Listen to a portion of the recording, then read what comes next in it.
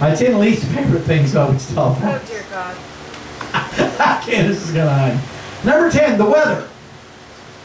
I would put this much closer to number 1, to my number 1 least favorite thing, because it's just so, it's not all the time.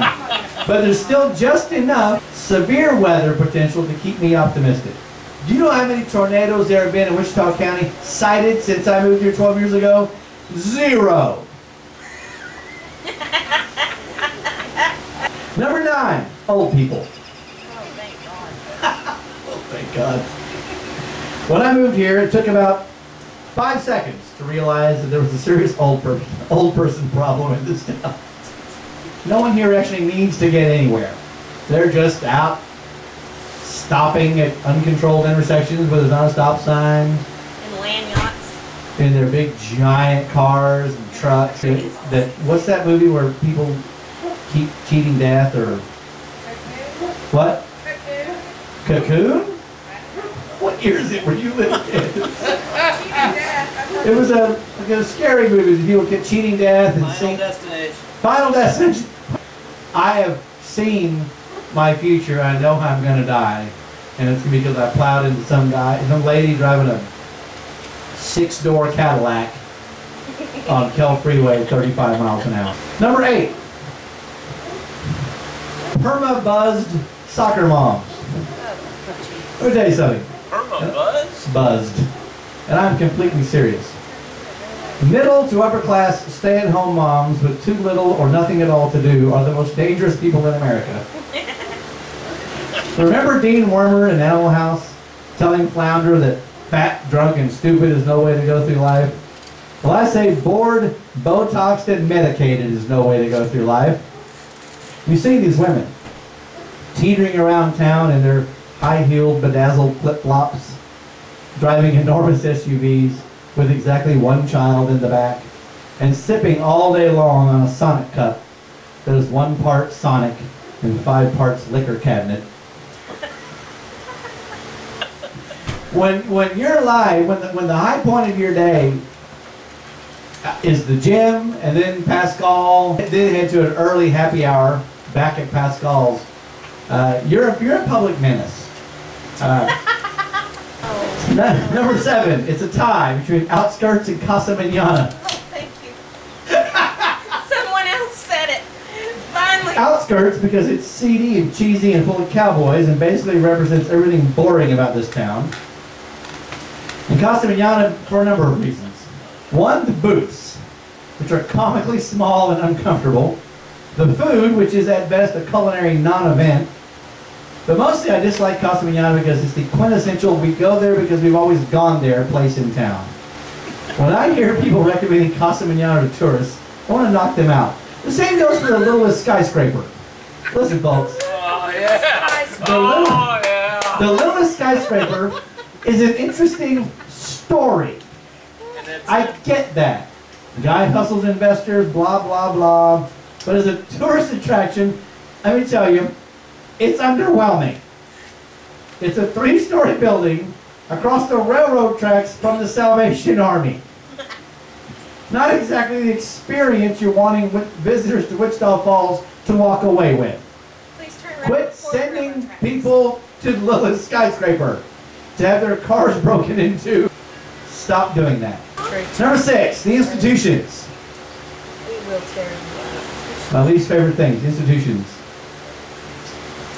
Chamber of Commerce, MSU, United Way, the public schools, even the media organizations, service groups, etc.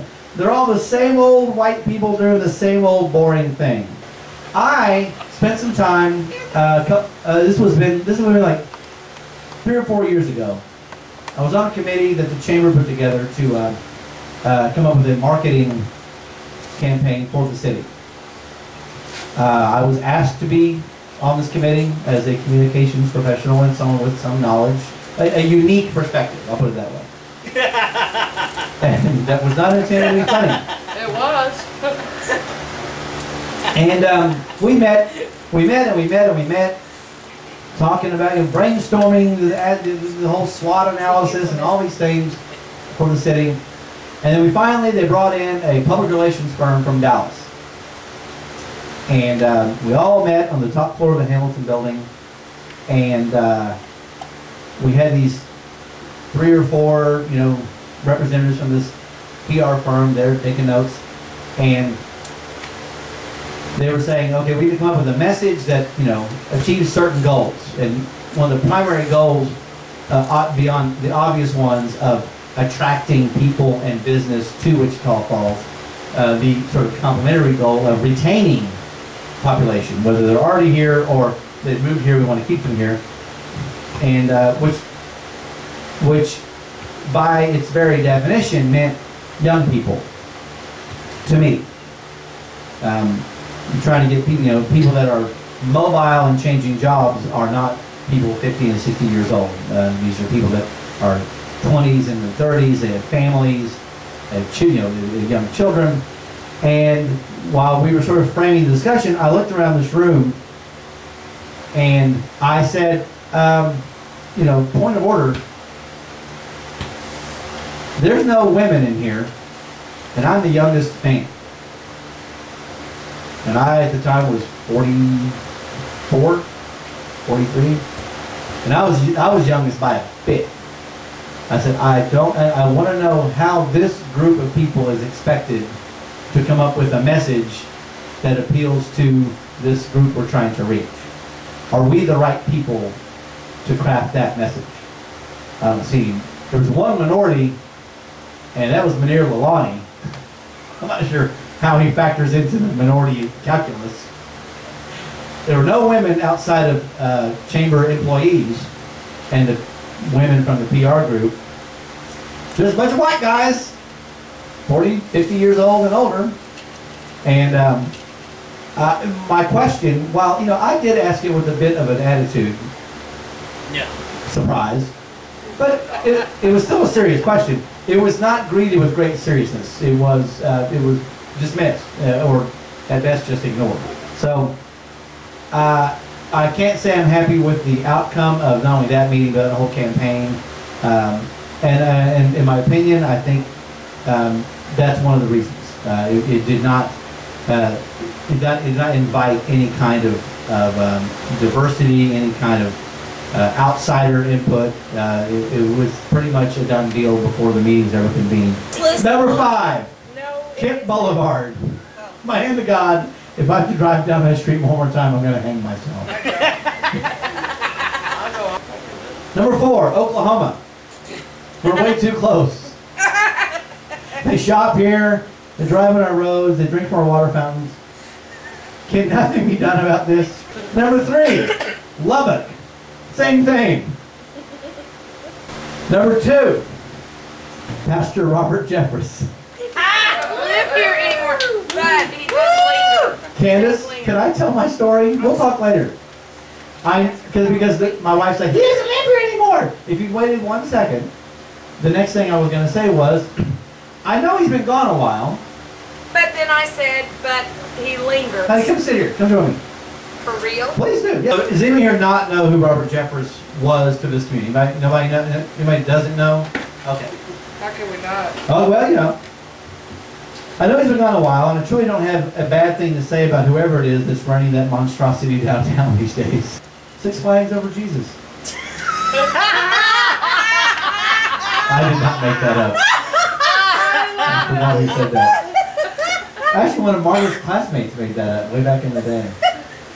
But that lunatic did more damage to this community and his reputation than can be repaired simply by his leaving. His brand of hate and cynicism and fanaticism represents everything that is wrong with religion, and specifically religion in semi-small town Texas. Screw that guy. So, but, and I'm not being gratuitous. I'm sort of being gratuitous, but I'm not being entirely gratuitous. I had just moved here and I had a lot of friends that were, gone to law school with, and I'm reading the stories in my own newspaper that I work for, just disbelieving, like, oh my God, I'm calling my friends back in Houston, where am I? Hey, bad books here. What year is it? They're like, what? What country is this? So, so I'm not just being what's the word I used earlier? Gratuitous. This is really damaging. This is not the blueprint I think any community wants set for itself. You know, churches are so fortunate in this country to get to do what they want, unhindered by government interference. But when they try to flip that equation around and hinder what the government should be doing, well, you get laughed out of court. So, number one, my least favorite thing about Wichita Falls. 100,000. That's the population of Wichita Falls. Kinda. This isn't something I dislike so much of Wichita Falls, but it's a really bad number just the same. This is not a funny thing, it's not really a hateful thing either. The population of Wichita Falls has been 100,000 more or less for 60 years. We broke 100,000 in the 1950 census. And we're sitting on 100,000 maybe today. Now, what's bad about that is, first of all, that's almost impossible to do. We are the only city, and I've researched this, I'm sad to say, that has pulled this off. There are cities that, because of the latest recession, or maybe like the crumbling of certain industries, say in the steel belt, that have fallen off. But I've not found another city that broke the 100,000 population threshold and then just flatlined from there for 60 years. But the upshot of all of this is, if your population isn't growing, you're in a lot of trouble. It's and what's even scarier about the 100,000 figure is that in 2000 we managed to barely uptick a handful of thousand. We went up 3,000 or 4,000 from the decade before, but demographically speaking, that's because we sucked all the area communities dry. You moved here, or you moved someplace else, and so we sort of, I sort of equated to a store that stays in business by selling the shelves empty but not buying more inventory. We held our own just about this high, and let's not forget, in 2000 we also benefited from annexing the prison. And that those 3,000 or 4,000 beds went into our population numbers. And so here, from 2000 to 2010, we gained, what was it? A couple hundred? Maybe. That scares me a lot. As a person who is an entrepreneur, who wants economic growth, who wants a vital economy, to see that there's so many things going into it, and it's not any one person's fault or any one institution's fault. It's just a really bad number, and it's the thing that most makes me feel, I would say, like, it's not what I dislike the most. It's the one that makes me feel least settled about being here. And I hate to end on such a pessimistic note, but this was a list of things, of least favorites. Where'd you think it was going to end up? Well, this is a new medium for me. I'm out. Okay, hon. So this is a lot more intimate. And I was a little concerned that it would come off as gratuitous or self-indulgent, and I think it kind of was, to be truthful. I think I'm going to look back on, when I look through the video, some of this was a little, not quite how I wanted it to be. But I wanted to at least break that ice and see how it looked and felt to talk about these kinds of